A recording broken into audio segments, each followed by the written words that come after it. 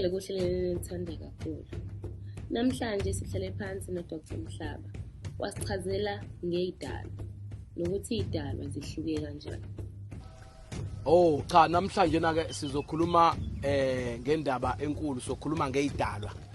Izidalwa ke into yakhona ihambisana nesandla kanje. Mawubuka isandla sakho isidalwa singazibeka la kule ndawo yalomunwe omude kunayo yonke iminwe masikhuluma ngezidalwa. So ngifuna sihlehle kancane sibukele ukuthi khona amadlozi, kukhona ithongo, bese kuba khona izidalwa kulomunwe, khona enye into ekuthiwa yipokwe, ebese siyabuya siza la sithi izilwane.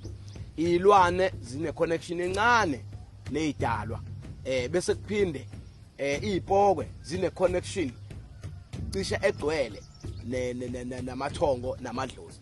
Uma sikhuluma ngalezi zinto ke sikhuluma ngezidalwa, sikhuluma ngemimoya isiphelele yonke, ngoba siyazi ukuthi idlozi ilabantu ababuya ngezidlozana abenza amaphuthana nje amancane ekudinga ukuthi labantu baxolelwe, abacela kithina esisaphile sihambe emhlabeni esiphefumula ukuthi bacela sibashwelezele, sibalungisele, sibahlambulule ukuze bazolala ubuthongo, bakhuphukele la ebuthongweni, balale ubuthongo, bakwazi ukuthi ke baphumule ezinkingeni noma ekukhandlekeni kwabo asuke bekukhandlekile.